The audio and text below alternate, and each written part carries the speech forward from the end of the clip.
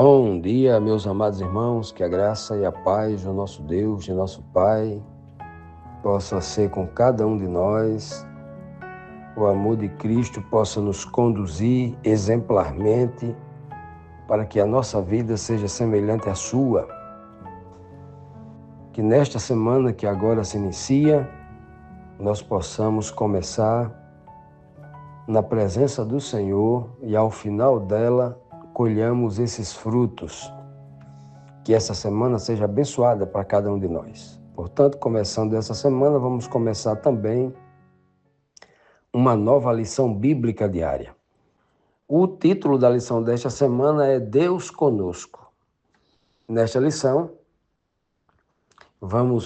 nós temos aqui como verso síntese, temos aqui então o texto de Isaías 33, 21. O texto diz assim: ali estará conosco o Senhor, o nosso glorioso Deus. Jerusalém será um lugar de grandes rios e ribeirões, mas neles não navegarão os barcos dos inimigos, nem os seus grandes navios à vela. Pois bem, então esse texto fala de uma promessa futura, claro, gloriosa, quando o nosso Deus aqui, o Senhor nosso Deus aqui é Yahvé, né? Deus o Pai, o Todo-Poderoso, o Criador. Ele, como diz as Escrituras Sagradas no Apocalipse, vai dizer claramente que Deus mesmo estará com eles, Deus habitará no meio deles, né? E o Cordeiro os apacentará. Deus o Pai e o Senhor Jesus Cristo, nosso Senhor, estará morando conosco na nova terra, na eternidade. E esse texto de Isaías se refere de uma forma poética e de uma forma também simbólica, fala disso aí. Fala justamente deste momento em que o próprio Deus estará com o seu povo. E essa linguagem que está sendo usada aqui, Isaías 33, 21, descreve a presença de Deus, segundo o próprio contexto aqui dessa mensagem, no Monte Sião. O Sião era um monte que estava ali vizinho, colado com Jerusalém, com a cidade de Jerusalém, ao sul, né? Ao sul. Então, esse monte aí, o Monte Sião, que é diferente do Monte Moriá, muita gente acha que é a mesma coisa, mas é diferente. O Monte Moriá é onde foi construído o Templo de Salomão. Então, em um monte está um templo, no outro monte está o Monte Sião, o Monte da Congregação, ao sul. É bem simbólico essa questão aí, né? E diz que este lugar, onde está Jerusalém, que também é uma linguagem simbólica aqui, é um lugar de de rios, de lagos, né? E de correntes de águas abundantes. Tudo isso que essa linguagem aqui, falando de Jerusalém não como uma cidade fortificada, mas Jerusalém como pessoas. O termo Jerusalém aqui se refere a pessoas e não a tijolo, a pedra, a cimento, a casas edificadas, edificações, não. Quando fala Jerusalém, está falando aqui de pessoas, um grupo de pessoas, né? Tem muita gente que tem dificuldade de entender isso, talvez porque não tem estudado corretamente as escrituras quando ela fala de símbolos proféticos como esse aqui. Apocalipse 17, por exemplo, o final dele vai concluir que esta mulher, uma pessoa, que é chamada de igreja, representando uma mãe, um grupo de pessoas, ela é chamada de Babilônia, uma cidade. E diz bem claro, ela é essa mulher, essa pessoa, essa igreja, mãe de muitas mulheres, ela é uma cidade. Então, na tipologia, cidade é um grupo de pessoas. O próprio Paulo vai dizer que nós somos habitações, casas. Cada um de nós é uma casa, é uma habitação do Santo Espírito de Deus. Então, um grupo de casas forma uma cidade. O coletivo de casa é uma cidade. Então, quando ele fala aqui de Jerusalém, está falando de pessoas, aonde se o povo de Deus estiver reunido num deserto, ali é Jerusalém. Se o povo estiver um arraial dos santos que será atacado por Satanás no tempo do fim, é a Nova Jerusalém. Então, deixar bem claro isso, né? Porque tem dificuldade de entender, que é uma linguagem simbólica. Não está falando da Jerusalém literal que está hoje lá no Oriente Médio. Não, não está falando disso. Está falando do futuro.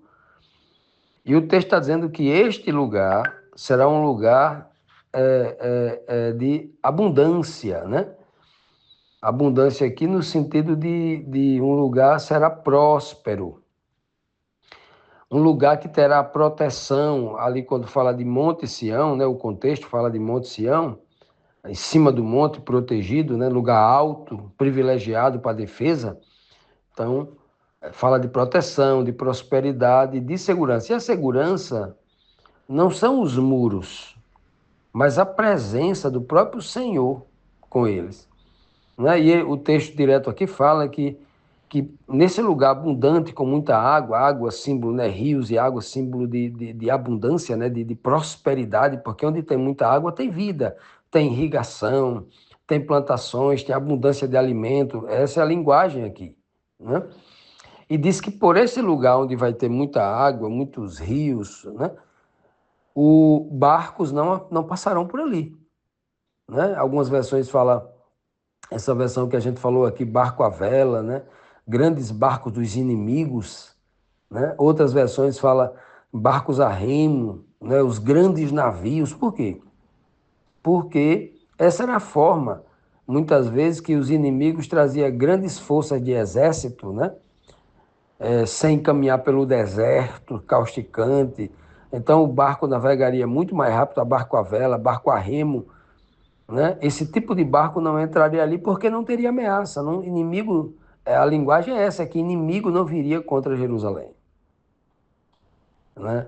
Que maravilha, né? Que bênção. Então nós começamos a semana com uma promessa especial, Deus dizendo para o seu povo que aqueles que confiam nele um dia habitarão num lugar de segurança. E esse lugar não será seguro por causa de armas, por causa de exércitos, por causa de estruturas físicas, não, mas pela presença dele. Continuando, meus amados irmãos, vamos aqui então para a nossa primeira pergunta desta nova lição.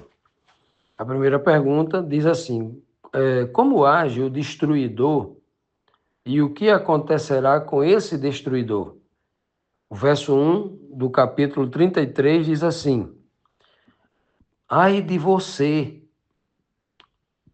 inimigo destruidor que nunca foi destruído.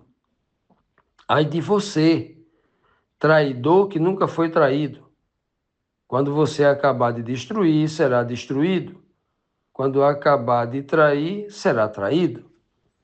Olha só que texto, né? Que texto para que nós concluamos que um dia o povo de Deus, chamado de Jerusalém, habitará num lugar seguro e próspero pela presença do Senhor, é necessário que antes, esse inimigo aqui, que pode invadir Jerusalém com barcos, né, a remo, barcos à vela, com grandes barcos para atacar Jerusalém, segundo o contexto do verso síntese que nós lemos, é necessário que esse inimigo, a quem a Bíblia chama de o despojador, de o devastador. Claro que o texto de forma direta está usando aqui como tipo, né, o rei Senaqueribe, o rei do Império Assírio, que ficava ao norte de Jerusalém. Ele estava ali acostumado a saquear as nações sem aviso, né, sem motivo, traindo, né, prometia para aquelas nações que eram parceiros, né? Que ele era um protetor, que ele era um amigo total, e depois ele traía, ele invadia, estabelecia um imposto, cobrava mais e traía, né? Aquela ganância, aquela cobiça. Então esse versículo ele está anunciando que esta vida que Jerusalém levava de ameaça, principalmente sendo ameaçada, né? Pelo seu grande arqui-inimigo, o grande rival, o grande inimigo né, do tempo presente, que era o Senaqueribe, o rei Senaqueribe, né, ou os assírios, uma nação, né, ele comandando a sua nação, quando ele concluísse a sua obra de saquear, de atacar, de destruir, de trair, então ele também seria destruído. Ele seria traído pelas suas próprias, né, convicções, traído pelo seu próprio estilo de vida, né?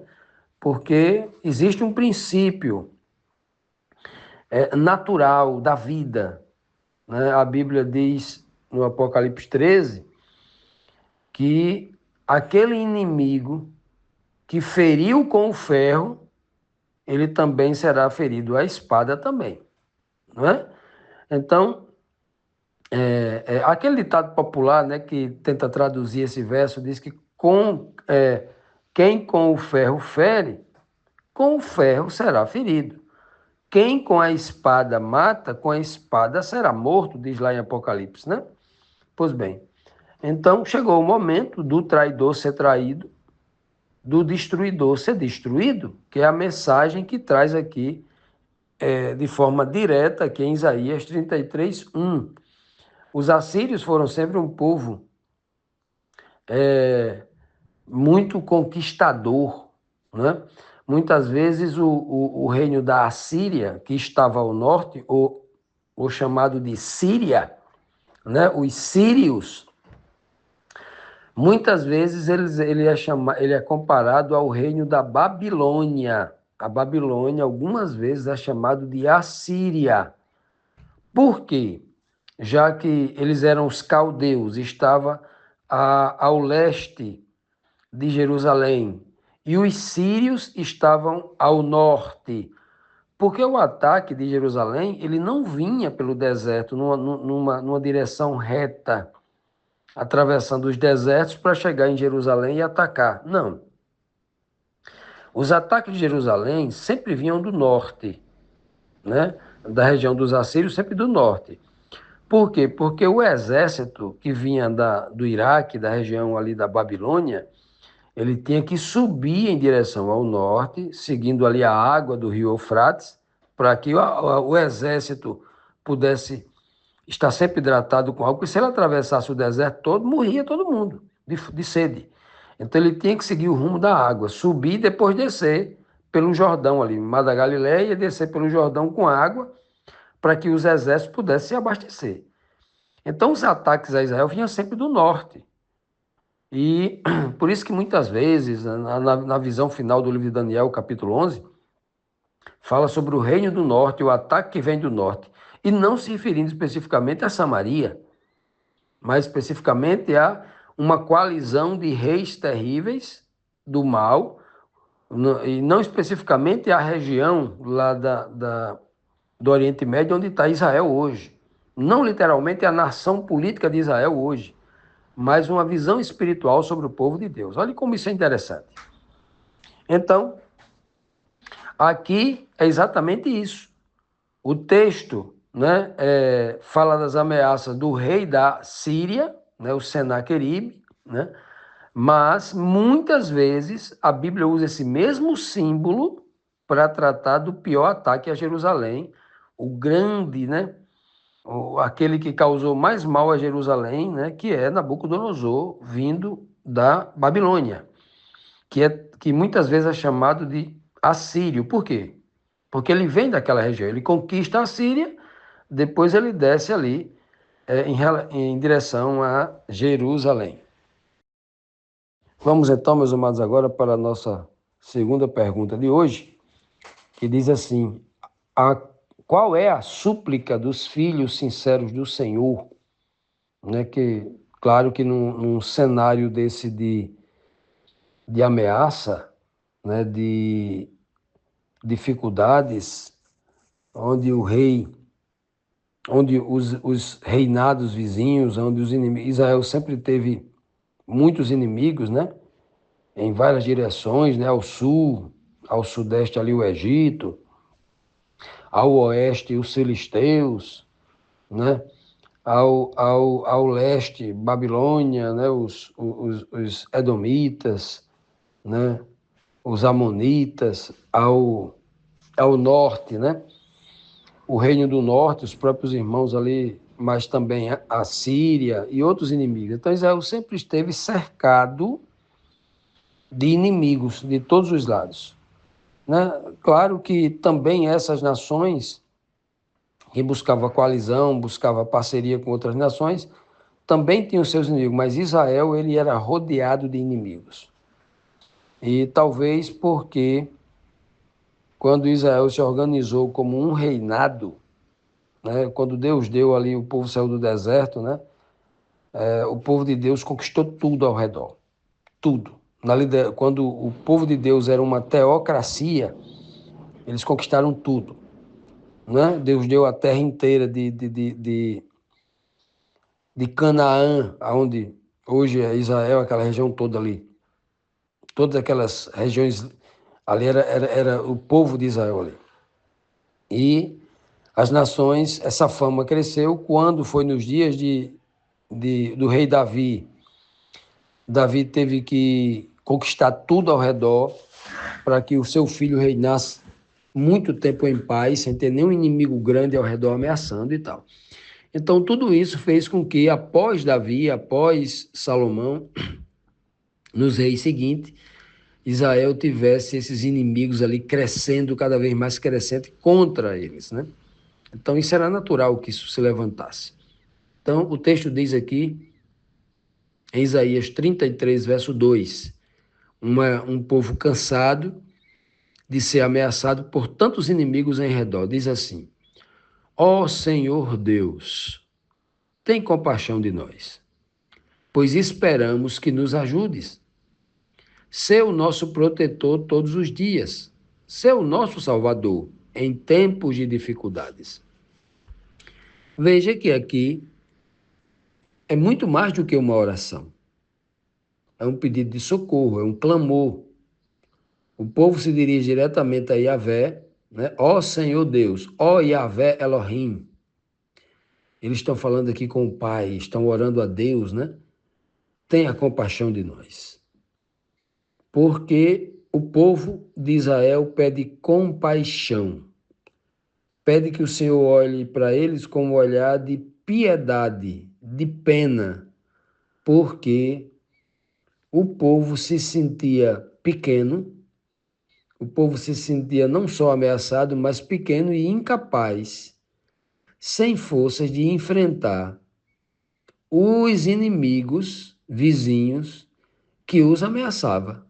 Então, quando ele pede compaixão, ele está confessando o seu estado físico, o seu estado emocional de incapacidade para se defender. Julgavam-se sem força e sem poder, sem força para se defender. Imagine para conquistar, né? Se não tinha força nem para se defender, imagine o espírito para conquistar. Não tinha, né? E eles diziam: olha, nós esperamos a sua ajuda, tenha compaixão, porque nós só podemos continuar vivos com a tua ajuda. Nós esperamos que o Senhor nos ajude. E aí a primeira coisa que eles pedem aqui é proteção. Ele diz: ó Senhor, seja o nosso protetor.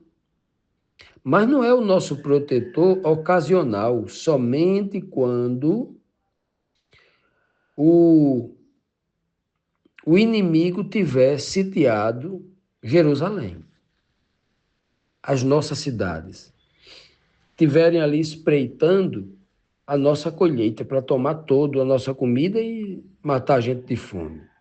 Não seja o nosso protetor só nesses momentos.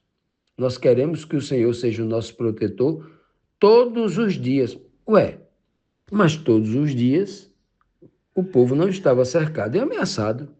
Era impossível que um exército se mantivesse ao redor de uma cidade todos os dias da sua vida. Não existe isso. Então veja que esse pedido aqui ela tem uma conotação espiritual de muita profundidade. Todos os dias significa dizer: Senhor, habita conosco para sempre e o Senhor habitar conosco com a gente, no meio da gente, entre nós, dentro de nós, conosco, nós estaremos protegidos para sempre, todos os dias. Significa dizer que o Senhor os protegia em tempo de paz e em tempo de guerra. Ser o nosso protetor é como Deus é para nós hoje. Nós hoje que vivemos no Brasil, por exemplo, uma nação pacífica, que não há guerra no nosso país, nós temos um Deus protetor. Então, esse Deus protetor, ele não protege apenas com a ameaça da guerra, mas ele protege também em tempos de paz.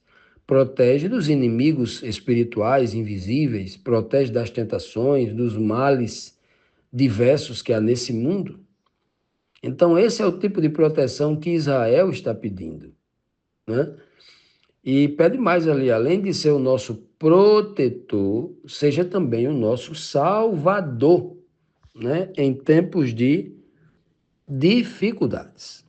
Salvar quando o inimigo estiver espreitando. Não o inimigo que estiver apenas com as catapultas, com suas flechas, com suas lanças, né?